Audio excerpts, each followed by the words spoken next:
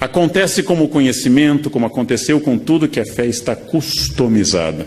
Significa que cada pessoa adapta a si. Agostinho diz com toda clareza que a pessoa que seleciona da Bíblia o que quer e rejeita o que não quer, acredita em si e não na Bíblia. E esta é a regra de hoje. Olha que Agostinho não conheceu o que acontece hoje. Essa é a regra de hoje. Você é católico? Sou. Então o Papa é infalível. Não, eu não acredito nisso. Maria é virgem. Ah, não, essa parte eu não concordo. Você é contrário à pílula anticonceptiva? Não, eu sou a favor da pílula. Não, você acha realmente que é pecado, por exemplo, isso e aquilo? Não, isso não. Então, meu filho, o que você é? Já que nenhuma das crenças católicas é sua. Mas é a customização da fé. Não, a igreja diz isso, eu vi na Bíblia, mas eu acho que é assim. Essa é a autoridade contemporânea. O eu se sobrepõe a tudo. Eu sou católico, mas eu gosto de acreditar na reencarnação. Bem, o Papa Pio IX definiu como heresia a reencarnação. Mas como vocês põem? Não, mas o Papa é o Papa, eu sou eu, e eu acho. Ou seja, eu não estou pensando que alguém deva ser dogmático ou não. Não estou pensando se alguém deva acreditar ou não, ser fiel à linha da sua igreja, adventista, presbiteriana, luterana, católica ou da comunidade judaica. Eu estou pensando como eu customizo a fé, como eu adapto ao meu interesse. O Deus do século XXI é, de todos os períodos da história, o Deus mais pessoal e subjetivo. É o meu Deus, não é o nosso. Ele é o menos autoritário e o menos exigente.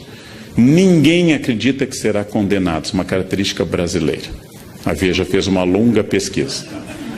Ninguém acredita que vá para o inferno. Na Idade Média, as pessoas tinham quase certeza que seriam condenadas. Hoje, ninguém mais vai para o inferno. E a pesquisa da Veja incluiu presídios e políticos.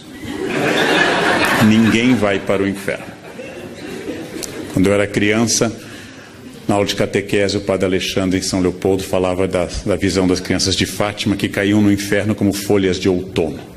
E a gente se assustava, eu pelo menos me assustava. O inferno está fechando as portas por falta de candidatos. Todos se acham dignos do paraíso. Essa é uma característica contemporânea. A fé se customizou e Deus me entende. Deus me entende. Bandidos, gente, fazem o sinal da cruz antes de assaltar.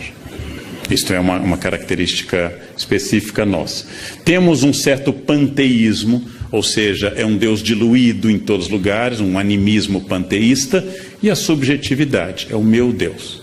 Eu rezo do meu jeito, do jeito que eu gosto, nas ocasiões que eu acho importantes. A relação é individual, não rezo mais pelo país. Eu rezo sempre por mim e pela minha família. E, finalmente, ela é sempre positiva. Padre, pastor, rabino, mulá islâmico, que fale muito em compromissos, em obrigações e outras questões, perde público. Eu tenho que ser positivo.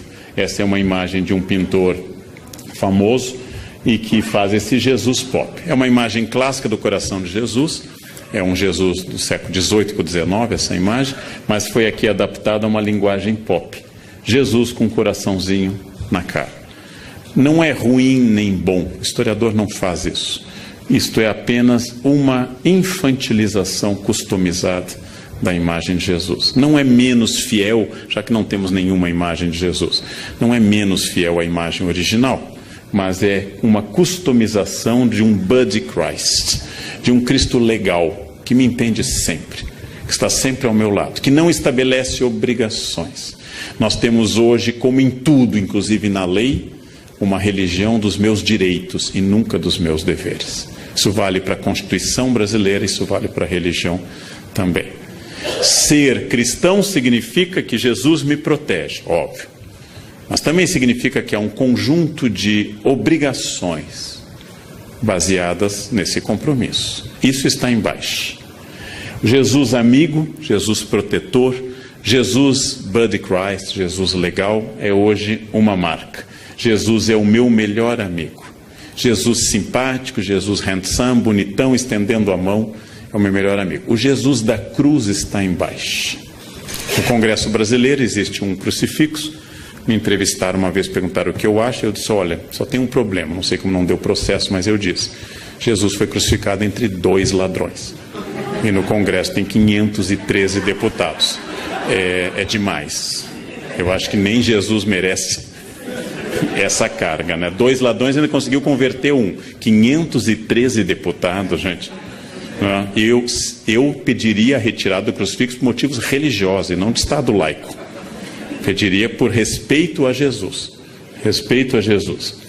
Outro traço da crença atual é que ela tem que ser o mais catártica, ou seja, a palavra catarse, palavra aristotélica, o mais cheio de energia, missa animada, seja ela carismática, seja ela um culto neopentecostal. Mesmo naquele protestantismo que é o limite entre o protestante histórico e o pentecostal, que é o batista, há um bom culto, é aquele culto animado. Erguei as mãos, dai glória a Deus, canta, anima.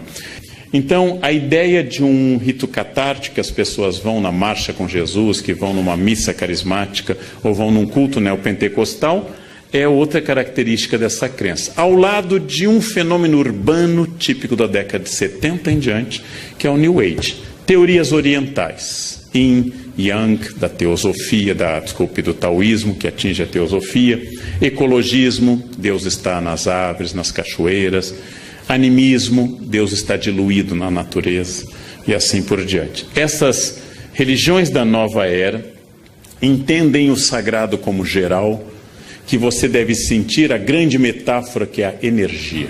As pessoas fazem isso, meditam sem meditar, tiram poses porque é New Age. A influência da astrologia, do I Ching, da angelologia clássica, ou seja, da parte da teologia que estuda os anjos, do tarô, de símbolos de boa proteção, de incorporação de elementos de outras religiões, por exemplo. É o caso do Brasil, onde passamos nos últimos 30 anos a utilizar branco no Ano Novo, influência de cultos afro-brasileiros. A crença de que tudo isso faz parte de um processo geral, já que não é uma ordem nem cristã, nem especificamente católica, se vestir de branco no Ano Novo.